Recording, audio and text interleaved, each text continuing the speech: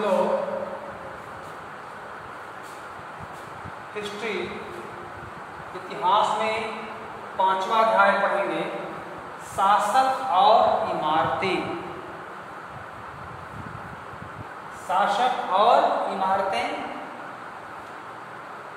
अपने देश में या विदेश में विभिन्न शासकों के शासन काल में किस प्रकार से कैसे इमारत बने और किस सन में बने, इस अध्याय में ऐसा वर्णित है। शासक और इमारतें, जैसे आप देखते हैं कुतुब मीनार, इस मीनार को कुतुबुद्दीन ऐबक ने बनाया 1119 ईस्वी में।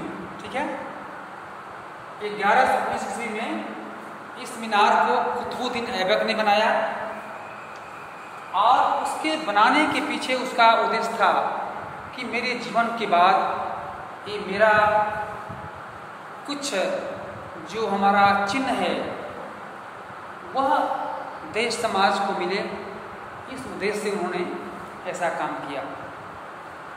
इसलिए भैया बहनों, हम लोग देखते हैं कि वास्तव में हमारे पूर्व बुजुर्गों द्वारा हमारे परिवार में जो बड़े बड़े बिल्डिंग जो मकानें बनी हैं, वो उन मकानों पर उनका नाम किस सन में निर्माण हुआ उस पर उसका नाम लिखवा दिया जाता है। उनके नाती पोते बेटे आगे आने वाली पीढ़ियाँ पीढ़ी दर पीढ़ी जब उसको देखता है, समाज के लोग देखते हैं, तो उसको याद करते हैं कि वास्तव में उसमें सन भी रहता है, ग्राम भी रहता है, इसका नाम रहता है। ऐसे अच्छे अच्छे बिल्डिंगों पर उनका नाम रहता है, शहरों में तो तमाम बिल्डिंगों में उनका नाम रहता है। इस प्रकार से इतिहास साक्षी के आधार पर ही आगे की पीढ़ी जो है उस काम को करती है। ऐसे में हम देखते हैं कि मुगल साम्राज्य में भी अनेक प्रकार की बिल्डिंग बनाए गए, परंतु ये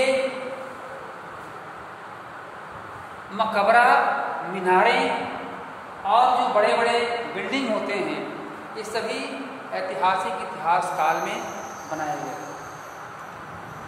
ज्यामितीय रूप से देखा जाए तो इस नमूने के आधार पर, जैसे आप देखते हैं कुतुब मीनार इस प्रकार से बनाया गया और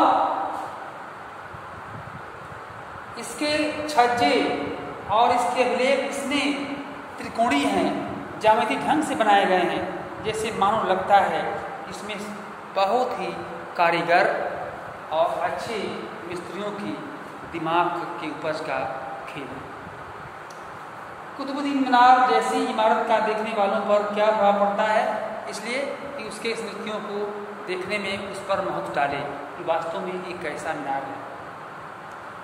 8वीं और 18वीं शताब्दी के बीच राजाओं था उनके कार्यकाल में अधिकारियों द्वारा अनेक प्रकार के मंदिरों का निर्माण किया गया, जिसमें 2 तरह की इमारतों का निर्माण हुआ। पहली तरह की इमारतों में सुरक्षित संरक्षित था इस दुनिया और दूसरी दुनिया में आराम विराम की भव्य जगहें, किले, महल, मकबरे, किले, महल, मकबरे बनाए गए। और दूसरी प्रकार की श्रेणी में हौद, कुएं, सराय तथा बाजार जैसी जनता के उपयोग की इमारतें बनाई गई। ठीक है, इस प्रकार से प्रत्येक शासक अपनी प्रजा की सुख सुविधा को देखते हुए अनेक प्रकार के उन्हें ऐसे बिल्डिंग और इमारतें बनाने के लिए प्रेरित होना पड़ा। प्रशंसा पाने की आशा करते हुए इस प्रकार से ये जो शासक थे अपने अनेक निर्माणाधीन निर्माण कार्यों को करते थे। अन्य व्यक्तियों के द्वारा भी किए जाने वाले जो निर्माण है उसमें मंदिर, गुफाएं, किले इत्यादि शामिल हैं। व्यापारियों की विशाल हवेलियों के अवशेष 18वीं शताब्दी से ही मिलने शुरू होते हैं। व्यापारियों के लिए अभियांत्रिकी कौशल तथा निर्माण कार्य, अभियांत्रिकी कौशल तथा निर्माण कार्य, स्मारकों से हमें उनके निर्माण में प्रयुक्त शिल्प विज्ञान का भी पता चलता है। छत का ही उदाहरण ले लीजिए। हम 4 दीवारों के आर पार लकड़ी की तीनों अथवा एक पत्थर की पट्टियां रखकर छत बना सकते हैं, लेकिन यह कार्य उस समय बहुत कठिन हो जाता है जब हम एक विस्तृत अधिसंरचना वाले विशाल कक्ष का निर्माण करना चाहते हैं। इसके लिए अधिक परिष्कृत कौशल की जरूरत होती है। 7वीं और 10वीं शताब्दी के मध्य वास्तुकार भवनों में और अधिक कमरे, दरवाजे और खिड़कियां बनाने लगे।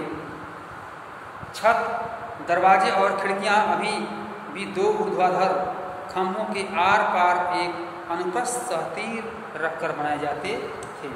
वास्तुकला की यह शैली अनुप्रस्थ टोडा निर्माण कहलाई जाती है और 8वीं से 13वीं शताब्दी के बीच मंदिरों, मस्जिदों, मकबरों तथा सीढ़ीदार कुओं वाली जैसे जुड़े भवनों के निर्माण इस शैली का प्रयोग हुआ।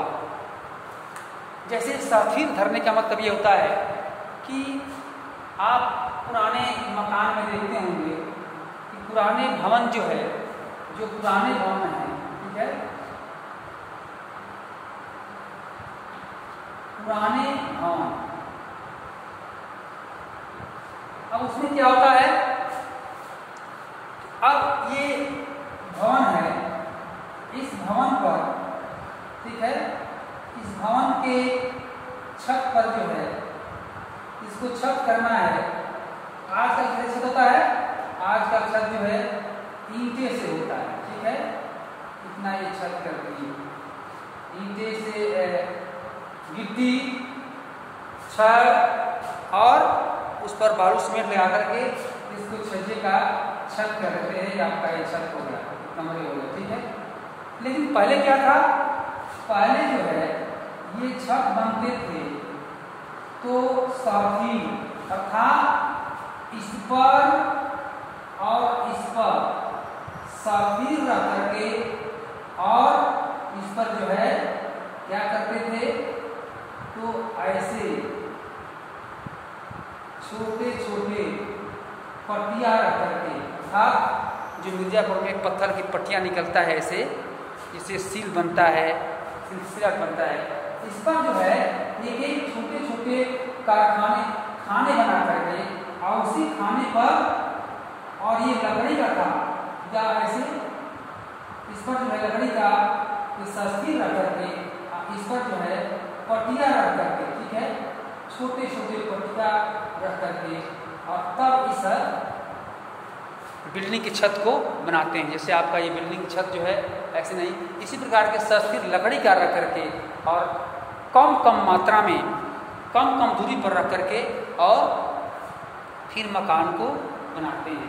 तो ये पुराने भवनों का आकार प्रकार। इसके बाद फिर इस पर कारीगरी हो, ठीक है, रंगाई पुताई हो, इस प्रकार के भवन बना करके और कभी कभी इसको लेकर के नमूना जो है ऊंचाई पर चले जाते थे। तो ऐसे जो है ये छत और आकार का ये इमारतें हुआ करती थी। परंतु अब जो है पूरा ये सिस्टम चेंज हो गया। अब मकान बनाने के लिए पहले दीवार खड़ा करते हैं और इसके बाद उसमें हम सीमेंट, बालू, गारे के साथ उसको हम ढलाई करते हैं, उसको हम पक्का करते हैं। इस प्रकार से इस अध्याय में हम लोग पूरे अध्याय में देखेंगे कि कौन सा देश का बिल्डिंग, भवन, इमारतें किसके द्वारा किस तरह बनाया गया। जैसे आगरा का ताजमहल, ठीक है, इसको शाहजहां ने बनाया। ऐसे ऐसे हमारे देश में और विदेशों में जो इमारतें बनी हुई हैं उसको किसने बनाया और उसका क्या विशेषता है, इस बात को हम लोग इस पाठ में पढ़ेंगे।